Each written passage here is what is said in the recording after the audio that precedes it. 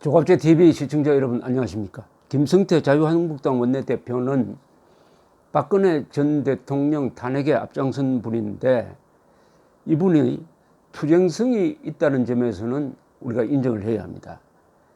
이 민주당원 댓글 여론 조작 사건인 이른바 드루킹 사건의 특검 도입을 주장하면서 단식도 하고 해서 결국 그것을 이루어냈습니다. 그런 투쟁성이 있다는 점에서는 저는 김성태 자유한국당 원내대표가 과거의 잘못, 즉 좌파와 손잡고 우파의 자당 출신 대통령을 탄핵시킨 그 과오를 덮을 수 있는 하나의 방법이라고 생각합니다. 그 과오를 덮기 위해서라도 저는 지금 자유한국당 내의 박근혜 탄핵파가 가장 앞장서서 싸워야 한다고 생각합니다.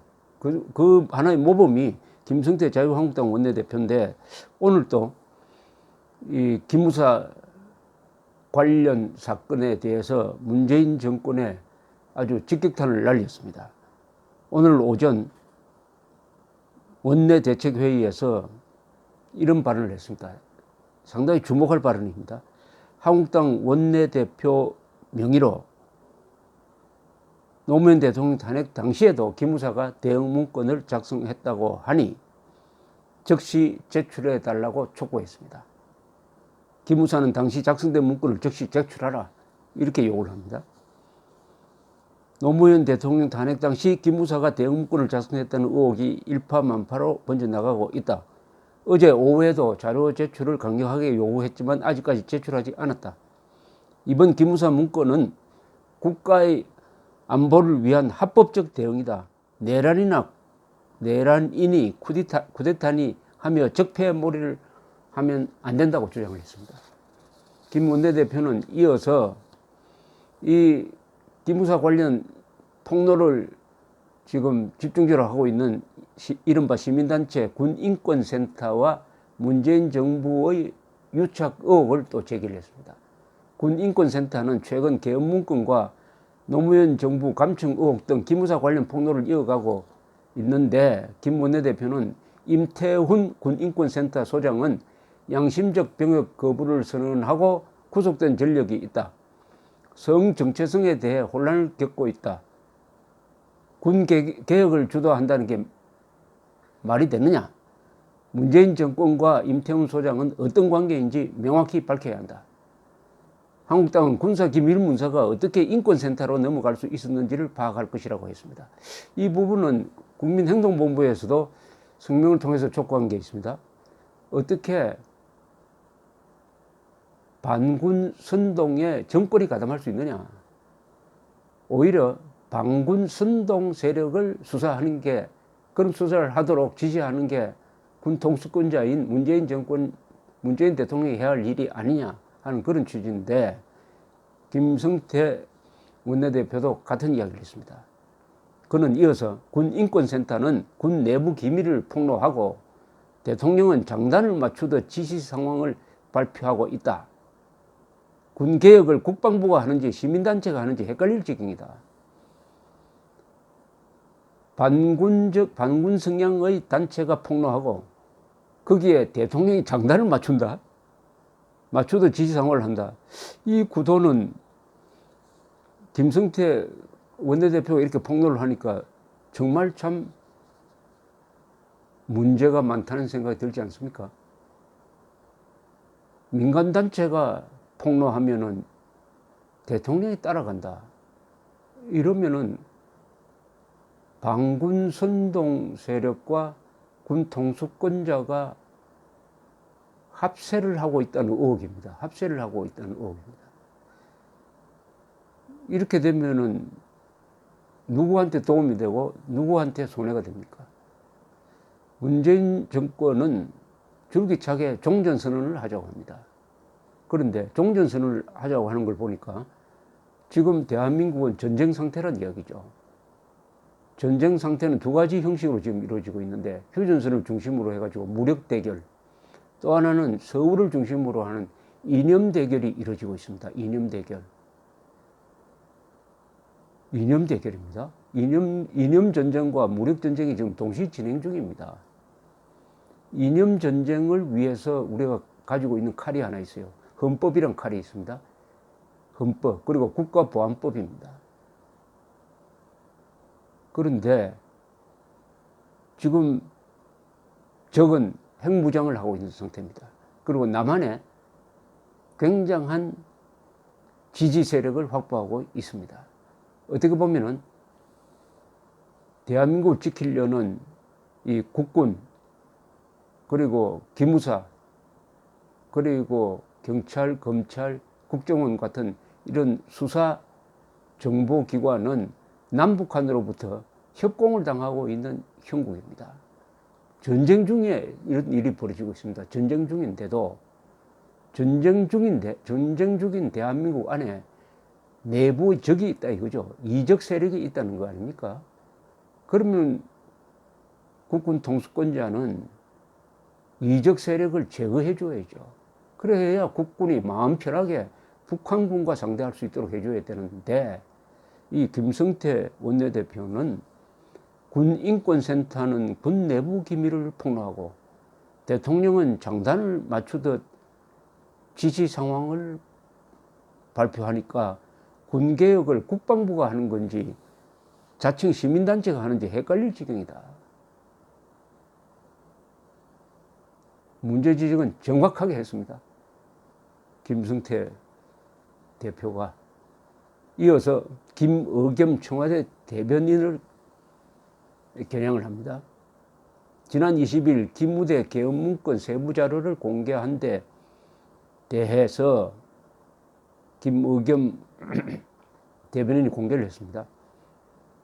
그것을 실행 문건이라고 했는데 아무리 읽어봐도 실행 문건이 아니고 그냥 계엄 대비 매뉴얼 정도입니다. 그것을 마치 실행 계획, 잘못 해석하면 쿠데타 실행 계획인 것처럼 오해할 수 있는 아주 비정상적인 브리핑을 했다 이겁니다.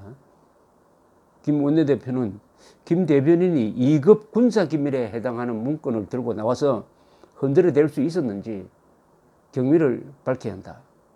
당시에 그 문헌은 2급 군사기밀인데 어떻게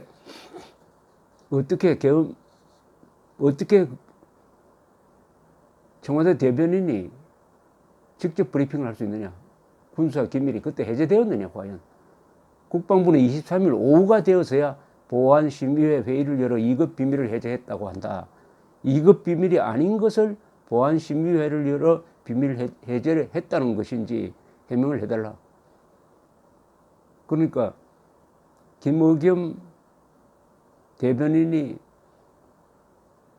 비밀 문건을 가지고 나와서 공개를 했다고 하면 그것은 법률 위반입니다. 아니고 그게 비밀 문건이 아닌데 그렇게 했다면은 그것은 문제가 안 돼요. 또는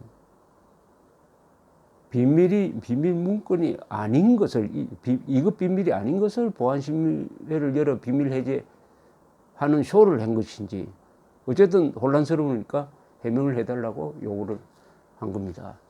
이 김성태 원내대표는 제1야당입니다. 무게 있는 이 주장에 대해서 정부, 청와대, 기무사가 반드시 답을 해야 됩니다. 답을 해야 됩니다. 첫 단추가 잘못 꿰졌습니다.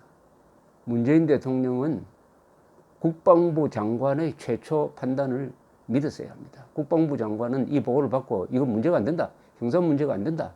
라고 접어 놓았던 것이 확실해 보입니다. 본인은 나중에 그게 문제가 되니까 대통령의 조치를 정면으로 도전하는 게 되니까 그런 말을 한 사실이 없다고 하는데 기무사의 보고가 맞을 겁니다. 최초 보고를 받았을 때 이 문건은 문제가 안 된다라고 한 그 판단이 맞았다고 봐야죠. 그런데도 청와대 비서실이 이것은 수사 대상이라고 하니까 인도에 나가 있던 문재인 대통령이 갑자기 지시를 했는데 그 내용이 너무나 구체적입니다. 수사단 편성에 육군을 제외하라. 라고 했습니다. 그리고 국방부 장관 지시를 받지 말고 독립적 수사를 하라. 이 둘 다 법적 근거가 없는 위법성이 있는 수사 지휘일 가능성이 매우 높습니다. 거기서 한 걸음 더 나아가서 지난 27일에는 정군 지휘관 회의 자리에서 계엄문건, 기무사의 계엄문건 작성 그 자체가 불법적 일탈 행위라고 불법성을 규정하고 말았습니다. 지금 수사 중인 사건에 대해서 불법성을 선언하고 말았습니다. 공정한 수사와 공정한 재판을 불가능하도록 만들었습니다. 이것은 상권 분립 위반입니다. 재판은 오로지 불법이냐 아니냐의 재판은 오로지 사법부의 고유 권한입니다. 대통령의 권한이 아닌 것입니다. 명백한 상권 분립 위반입니다. 이런저런 무리가 이 사건을 통해서 계속 가지를 치고 있습니다. 3대 공중파 방송이 선동에 앞장서고 있습니다. 수많은 거짓과 왜곡이 들어가 있습니다.